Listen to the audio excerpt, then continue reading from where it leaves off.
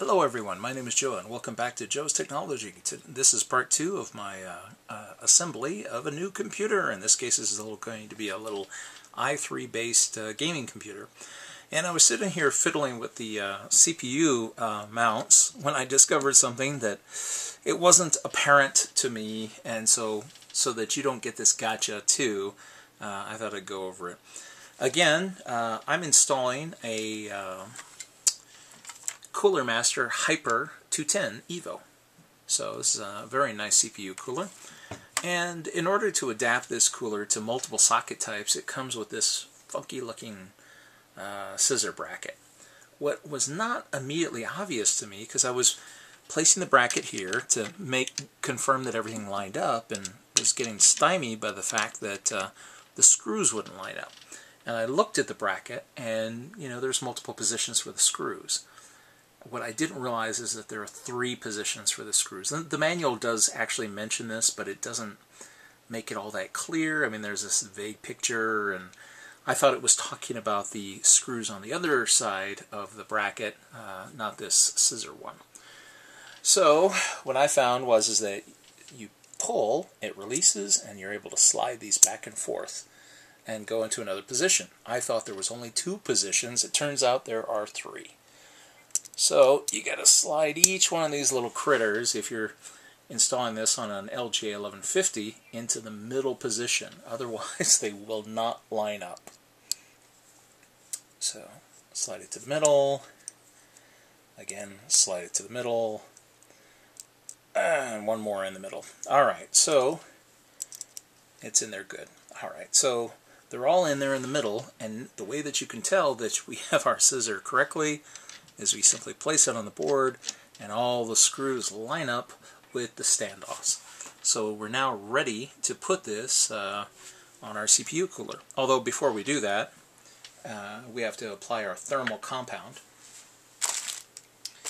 The thermal compound, if you're not familiar with it, is basically some little chemical formula that they've whipped up, a gel of some kind that will sit on top of this, this plate here on the CPU, which acts as the CPU's heatsink, and then the thermal compound ensures that there's a complete seal, so that that seal is in that heatsink's in full contact with the metal plate here at the bottom of the cooler. And you notice these copper heat pipes. There are 4 pipes on each side which go up into the radiator fins. So copper is a good conductor of heat, and it goes up into the fins. The air is forced through there by the fan, and we get heat dissipation. In many cases, coolers of this size or a little bit larger are almost as good or as good as some of the liquid cool solutions that are being sold to people. And you don't have to worry about things leaking out of a radiator fan cooler versus a liquid cooler. So personally, unless you have a very specific need for them, I'm still not a fan of liquid cooled systems. Yes, they look cool, and it looks great when you're able to post pictures of your, basic amateur plumbing, job inside a computer, but it's all that hardware. One little leak and you're done. Or if the liquid evaporates and it burns up, you're done. For the thermal compound, we're going to be putting a lot of tension here on the CPU fan.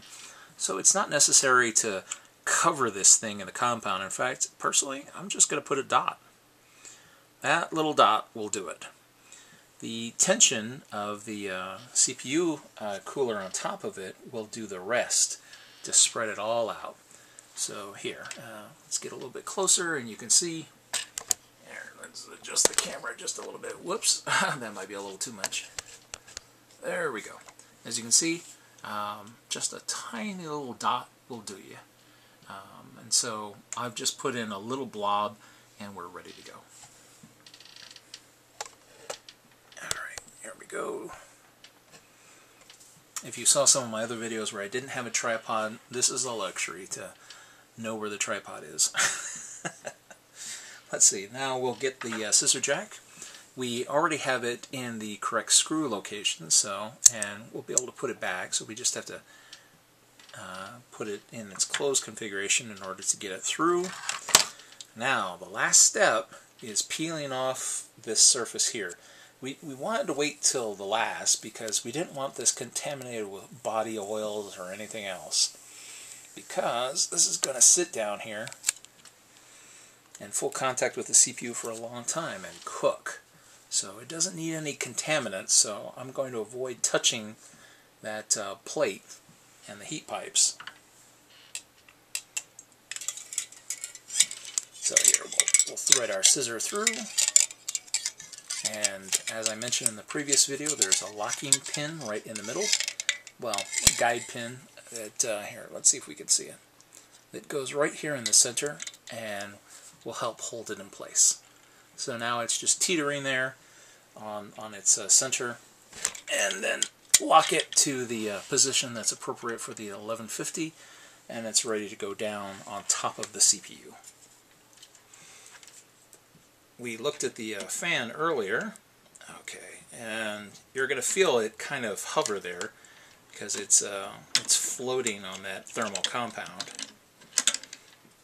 So now the catch is to get these screws into the holes without having to remove this.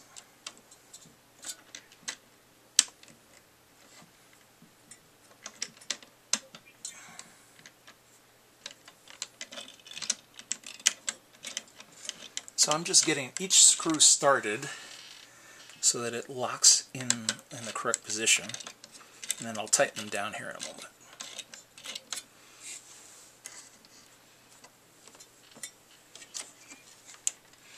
Now over here on the fan side, it's going to be a tad more exciting. In fact, here we'll turn it around so we can take a look. If you need to, you can remove the fan. The fan is held on by these locking clips. In fact, here, let's go ahead and do that now, just as a precaution so that we don't have any problems. There are little tabs here on the side. It's hard to see. You know what? Here, I'll show it to you. These little locking tabs here are what hold the fan in place, so once they've been disengaged, the fan can be removed. This is important so that we have access to the screws, because we're going to have a screwdriver come down here and set this into place.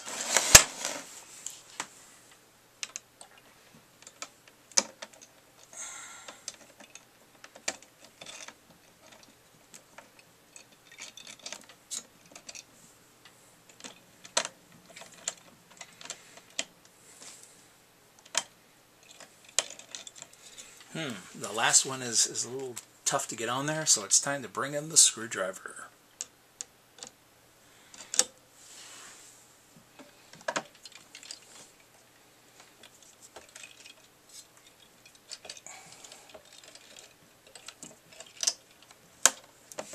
Okay, so it's on. So I just want to check and make sure that our CPU cooler is firmly in place. There's no problems. And now it's time to tighten it down. So I like to tighten it down a little each time on each side so that I get it nice and even. So a few turns here, a few turns over here.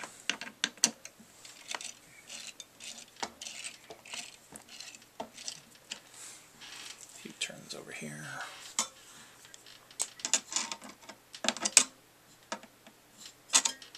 Oops, it would help if I could see this.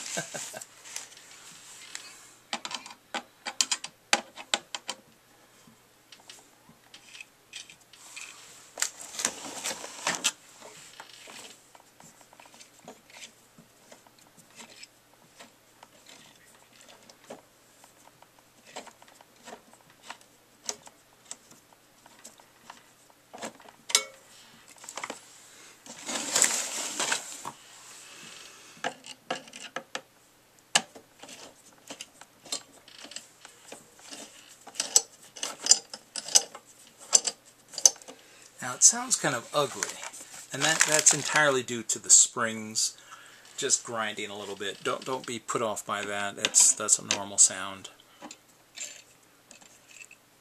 It'll groan a little bit. As long as you're not putting a lot of pressure on the board and flexing it in a bad way, you should be just fine. But it's going to make some grinding noises here. We just want to make sure that this cooler is firmly secured here.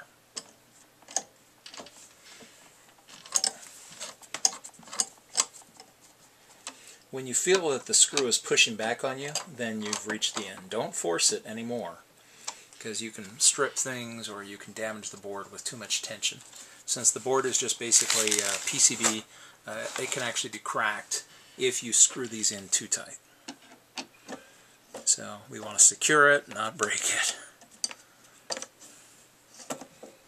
Because the breaking point for the metal is a lot higher than the breaking point for the PCB that it's locking itself to. Okay. So just turn till you feel a little feedback. Okay, so all 4 screws are now locked in place. So we'll go ahead and replace our CPU fan. When you look at the fan, this may be hard to see, but there's an arrow that shows what direction the air flows and what direction the fan spins. I don't know if this is coming through perfectly on the video, but I hope it is. So we know that this fan blows this way. And since we want the airflow to flow through the computer and out the back, because see this panel here, this will be the back of the computer. We know that these video ports and USB and other stuff come out the back. Therefore, if the fan flows that way, we want the fan here on this side. Whoops, here, let me turn this so that we can see. There we go.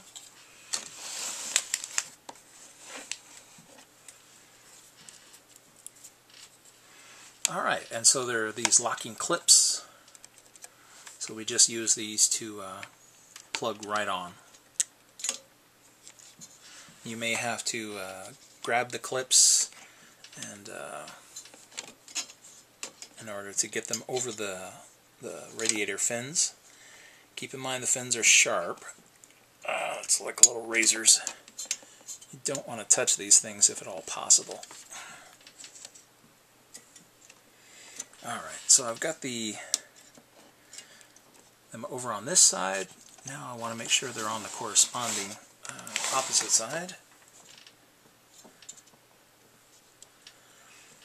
Yeah, that's it. The fan is on.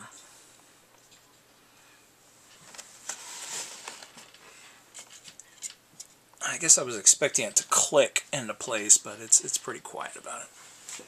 Okay, so now we have our CPU fan in place. Next we have to see about powering the CPU fan. So again, here, let's pan down just a little bit.